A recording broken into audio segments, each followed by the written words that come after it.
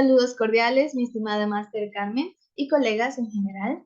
Durante el presente video les voy a explicar acerca de dos tipos de test, los test proyectivos y los test neuropsicológicos. En primer lugar, ¿qué es un test proyectivo? Los test proyectivos son métodos para evaluar la personalidad y otras características mentales a través de la presentación de estímulos ambiguos que deben ser respondidos por parte del evaluado. Podríamos decir que son un medio de expresión de la personalidad que entre sus características más resaltantes es el hecho en el que el individuo, el sujeto evaluado, debe responder ya sea a escenas, palabras o imágenes ambiguas, diciendo lo que ve, lo que imagina o lo que asocia. Ahora bien, existe una variedad de test proyectivos que entre ellos me gustaría resaltar el test del árbol, que se basa en la interpretación del dibujo de un árbol para de esta manera llegar a conocer la personalidad de la persona que se somete a sí misma. A la vez mide la estabilidad de la persona, la presencia o no de conflictos internos, su vulnerabilidad y su sensibilidad, como también es posible aquí encontrar o identificar posibles discapacidades cognitivas e incluso principios de demencia, según estudios de la Universidad de Bolonia. Esta prueba proyectiva puede ser utilizada a cualquier edad, aunque es mayormente aplicada en niños, pero detrás de esa simpleza del árbol van apareciendo plasmados en el papel los diferentes elementos básicos que configuran la estructura del propio yo, ya que el árbol dibujado es un reflejo de la verdadera esencia personal de la persona que está dibujando. Y ahora viene la incógnita de cómo se administra este test proyectivo.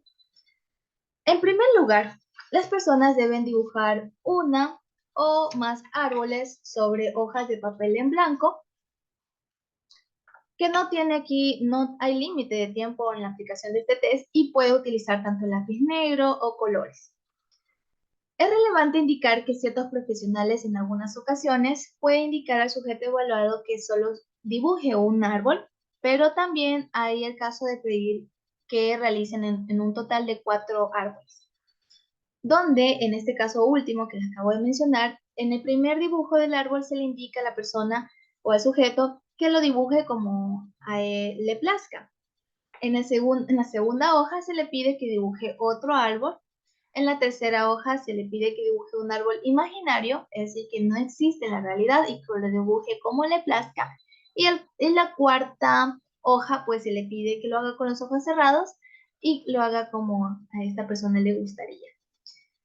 Ahora, una vez que tenemos realizado el dibujo o los dibujos, se analiza tanto el tamaño, el suelo, cada parte del árbol, la ubicación y cada detalle del dibujo en general. ¿Y cómo se analiza el test del árbol?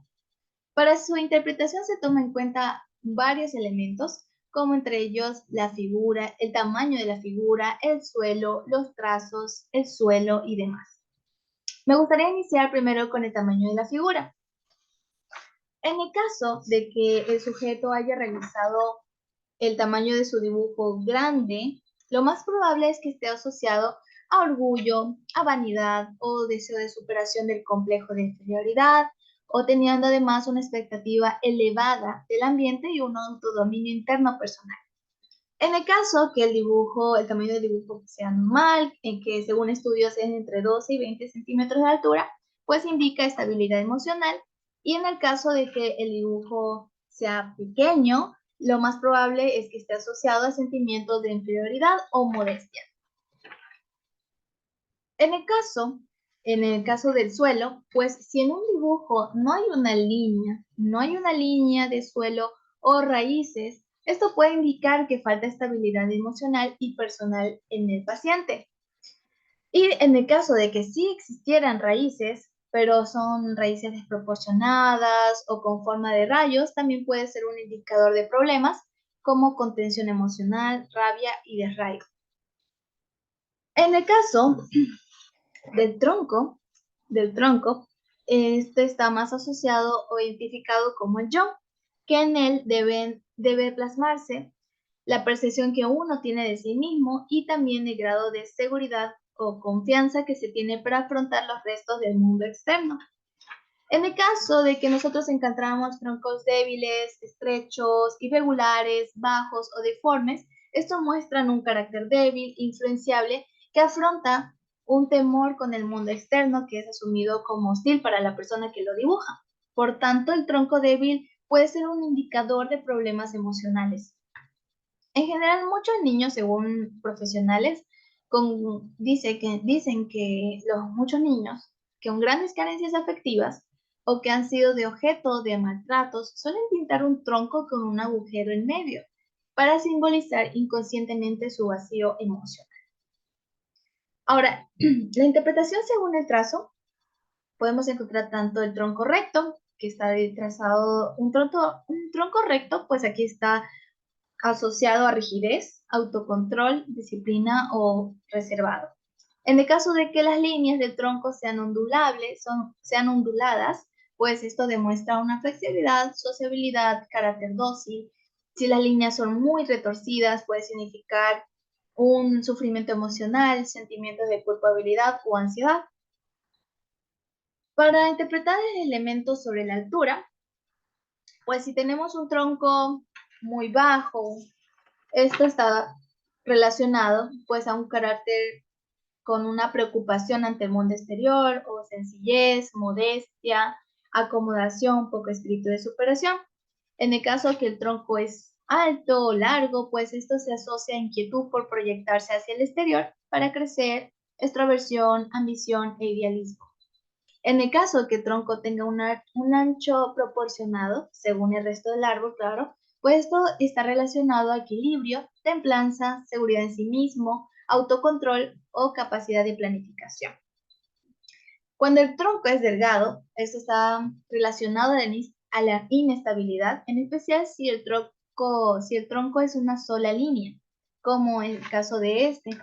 El tronco es de una sola línea. ¿Ok? Entonces, en este caso, pues está asociado a debilidad o inseguridad, timidez, retraimiento, poca iniciativa o un pensamiento rígido, o sea el caso, una debilidad mental. Esto depende según la edad, en el tema de debilidad mental. Si el tronco es grueso, pues ya está relacionado a firmeza, extroversión, autoridad, energía, seguridad en uno mismo. Si el tronco es más grueso arriba, se relaciona con personas idealistas, espirituales o con gran capacidad de concentración. En el caso que el tronco sea más grueso, pero en el abajo, aquí pues está relacionado a un carácter tranquilo, materialista, y en el tronco ensanchado en el medio, pues está relacionado a una expresión de posible pérdida de control o impulsividad. Y ahora bien, en el elemento de inclinación del dibujo, si este elemento está inclinado hacia la derecha, en mi caso yo hago de esta manera para acá porque es mi derecha, pues se relaciona con patrones extrovertidos, sociables, según sea el dibujo, o también está relacionado con impulsividad y poca reflexión. En el caso de que el dibujo de esta inclinación sea al lado izquierdo, pues esto ya se relaciona lo contrario, que sería introversión, cerramiento, conservadurismo, rutinario, rechazo de lo novedoso. Ahora, según la forma, si tiene un tronco de una pieza, esto es aplicable a partir de los 11 o 12 años, según estudios, que aquí se relaciona falta de sensibilidad, de empatía, de inseguridad, infantilismo, funcionamiento primitivo. Si el tronco en su forma es abierto en la base, esto está asociado a impulsividad, inestabilidad emocional y también, según el tipo de dibujo, agresividad. Y si el tronco es de forma angulosa, pues aquí está un carácter irritable, poco paciente, susceptible, fácil o enfadado. Además de lo que acabo de mencionar, existen también otros detalles a analizar si se llegara a encontrarse la presencia de frutas, del sol, etc.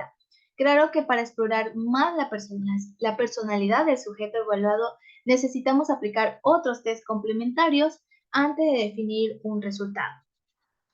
Ahora bien, continuando con otro tipo de test, me gustaría compartirles sobre los test neuropsicológicos, que los test neuropsicológicos son muy diversas y se utilizan para evaluar las diferentes funciones del cerebro, como la inteligencia, la memoria, el lenguaje, la percepción, las emociones, el humor, la personalidad y otros aspectos del funcionamiento cerebral.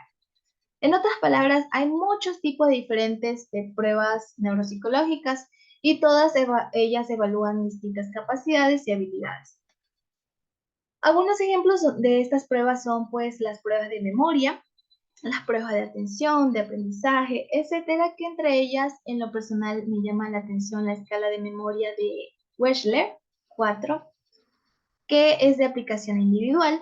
Es un instrumento diseñado para evaluar los aspectos principales del funcionamiento de la memoria en personas adultas de entre 16 y 89 años, que aquí pues evalúa este test la memoria declarativa episódica o capacidad de almacenar y recuperar de forma consciente aspectos concretos de información referida a una situación o un contexto específico, como también mide la memoria de trabajo.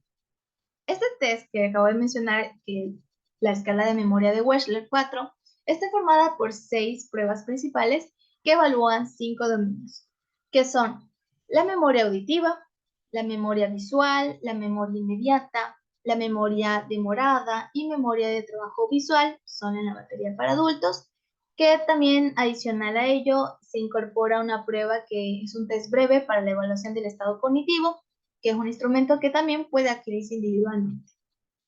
Y con ello culmino el presente video, muy agradecida por la atención brindada.